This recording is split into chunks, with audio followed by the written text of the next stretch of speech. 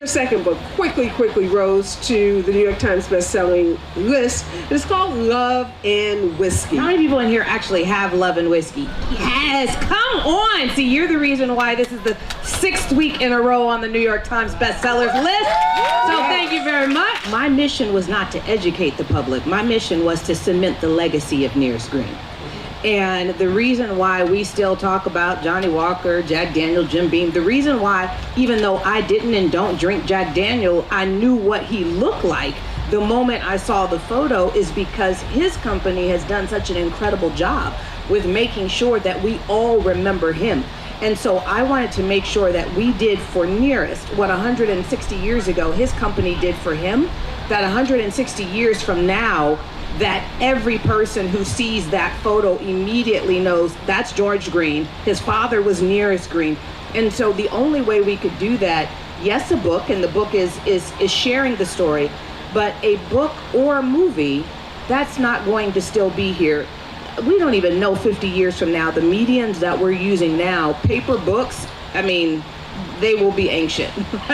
Libraries, not really here. So because of that, the question became, how do we make sure that hundreds of years from now, someone else isn't having to come along and dig all the same information up and do it all over again?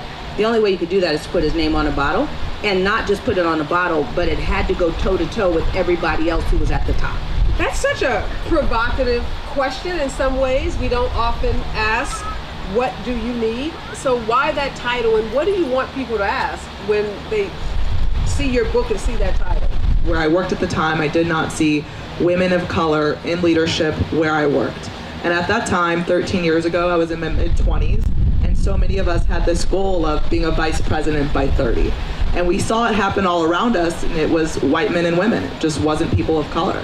And so I knew if I was going to, have this goal and achieve this goal, that I needed to learn how was I going to advance in spaces that really kind of weren't designed for me to succeed. And so we threw out this question, what do you need? Because so often we go to spaces and networking events where we're super focused on connecting with the panelists here. We miss out on each other in this room. We don't even know each other's names. We don't even know what they're looking for. We don't even know their needs. So I wanted to make it an experience that was important also about the attendees. Like, the attendees were the main event, so to speak, not just the speaker. So we introduced ourselves, we asked this question, what do you need? Because I believed at the time, and still do, that everyone in the room has something to give and something to receive, and that networking can truly be mutually beneficial, but then also we can save a lot of time. And it doesn't have to be transactional, it's rooted in community, but we could save a lot of time because a lot of people don't have a lot of time. And so there could be someone else in this room that could help you with whatever your need is, and it doesn't always have to be the people here, it could be the people you're sitting right next to. And that's why I asked that question. And so I took it further, and we started asking this question for 13 years, and then, decided to write a book about it, but I wanted us to think about our needs in the workplace and to be clear about what do we need in the workplace to be able to be successful where we are, which is different than what our wants are. Because our wants, the workplace is not designed for us to have customizable experiences. It's designed for us to say, what are our basic needs? And if this place has it here, this is where I can give my best self, and this is how I can contribute.